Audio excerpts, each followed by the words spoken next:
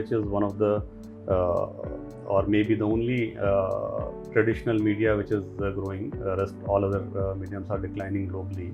Ultimately, for higher visibility and continuous visibility, you need to have something which where you can connect with today's youth. Joining us today is a trailblazer in the Indian OOH industry. Under his leadership, Laqshya Media has been at the forefront of innovation, seamlessly integrating technology and creativity to redefine outdoor advertising. With me today is none other than founder and managing director of Laqshya Media, Mr. Alok Jalan.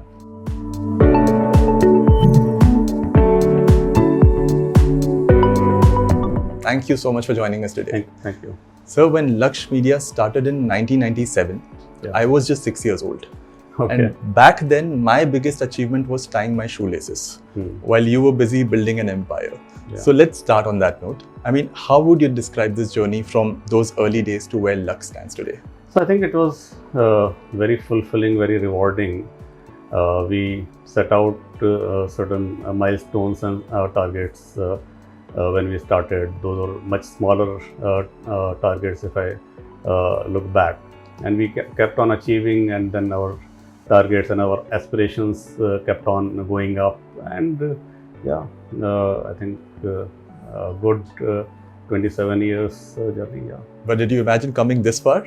So whenever you start a particular venture, you have a goal. So initially we had a say, for example, that we have to reach so and so number. Right. But now we are, I think, much bigger than what we initially wanted to be. So much has changed in this last almost 3 decades. And speaking of change, I think a decade back, Indian OOH industry was skeptical about the potential of DOOH. But now DOOH has made significant progress. In fact, recently I was reading a report that said DOOH now holds a double-digit share of the total OOH addicts in India.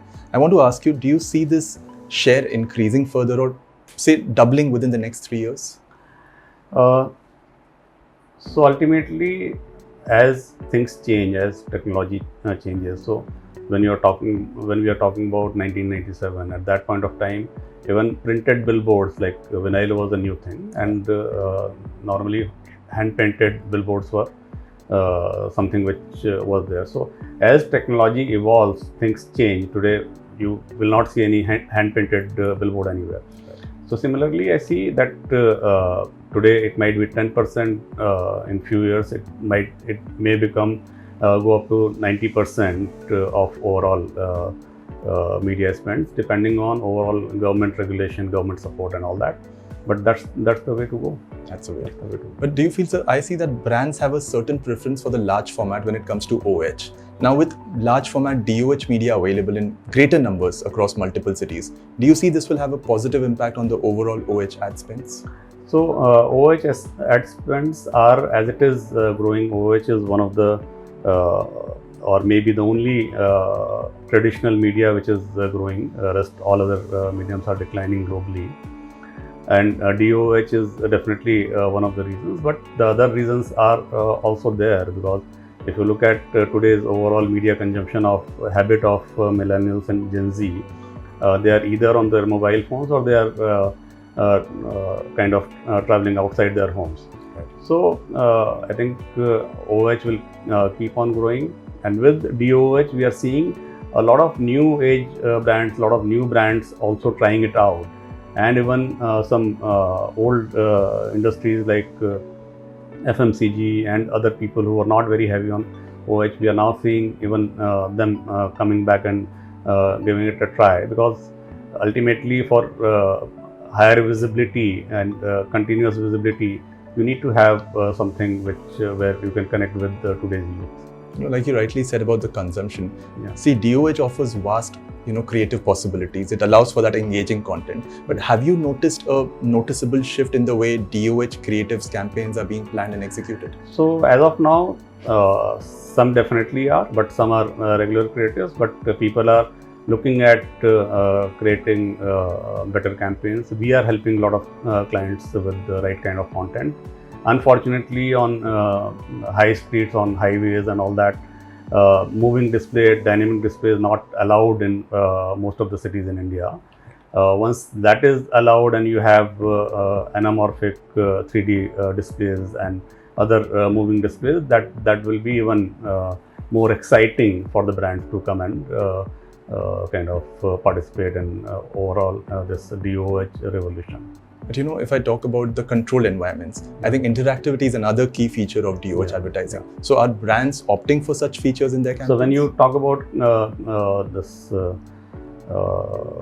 any kind of ambient media, airport and malls and all that, yes, so people are coming up with good content. People are looking at this interactive kind of campaigns, and we have also done quite a few of them, where you can interact with the screen and kind of see yourself also on the screen, take a picture back with you and things like that, and share it on your social media. So yeah, I think a lot of even brands are opting for that in-store such kind of features as well. Yes. So I'm going to take this minute to talk about programmatic DOOH. Now I know this is still in a very early stages in India, but global trend suggests that going ahead, automated buying through programmatic platforms will gain more traction across Indian OOH market. Now I have two questions for you. Number one, do you agree with this outlook? And if so, will it disrupt the traditional OOH advertising methods? So pDOOH is kind of gaining traction, but it is largely bought by clients who are buying media, digital media, that is any kind of digital advertising, mobile advertising and things like that. So those kind of clients are targeting this moving audiences also, and they are buying through pDOOH. But so I think it will remain a small portion of the overall advertising spend for some time to go, because otherwise it needs a lot of planning, and you need to have all kind of screens larger than life, everything listed, which is not there right now. They have very small listing and availability. So it will, but it is evolving, and if we have better measurability and everything, and going forward, maybe 5 years down the line, by 2030, you'll see pDOOH forming a much bigger part. And what about DOOH? Do you see greater investments going towards DOOH in the coming years? It is increasing by each passing year, and it will keep on increasing. So Mumbai started this DOOH revolution, and now it is going up to smaller cities. So I think possibilities are endless. A lot of investment is already going. We are also investing a lot of money, and it will kind of keep on multiplying. So I'm just curious about one thing, like you said, the growth of DOOH is there, but DOOH screens are shared by multiple brands. They are running their individual campaigns simultaneously. So are advertisers willing to invest in DOOH at the same level as static media?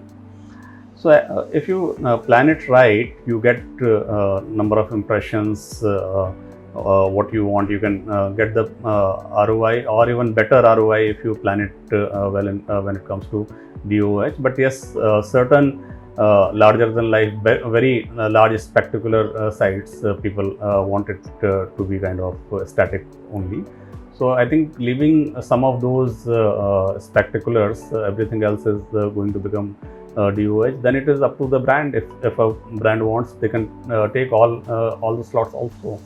So it is up to them, up to their strategy, but it gives them overall flexibility of higher reach, and yes, and very high quality creative also. So ball lies in the brand's court, actually. So as you said, like DOOH continues to grow. Do you feel there is an increasing need for a common currency? Because do you feel with the rise of DOOH, this will encourage industry-wide adoption of a standardized measurement currency?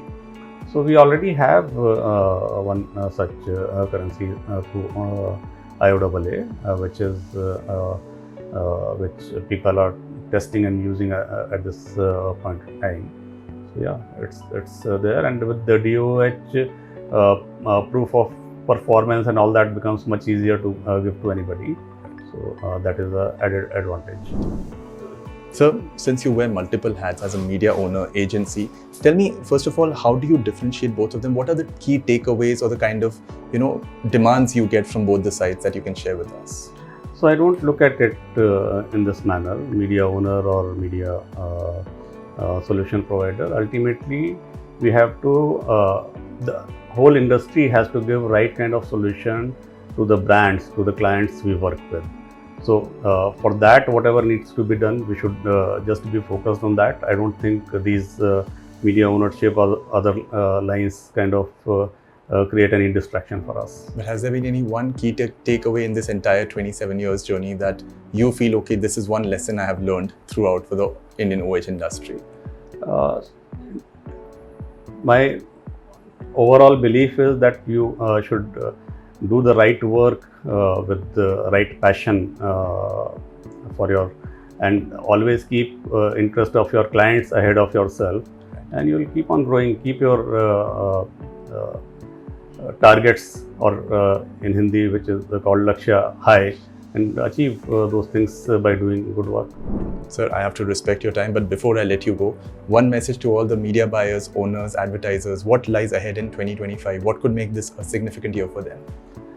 So not only 2025, I think going ahead, all media owners and stakeholders in out-of-home industry, my message would be that try and create and add value to whatever we are doing, because as an industry, it is up to us to take the industry share, our share in overall media spend from 6% to 8% to 10%, and it will only happen if we all work together with the right spirit, and we show the real ROI to all the clients. Right, sir, that was very rich insights from you. Thank you so much once again for your time and patience. Thank you.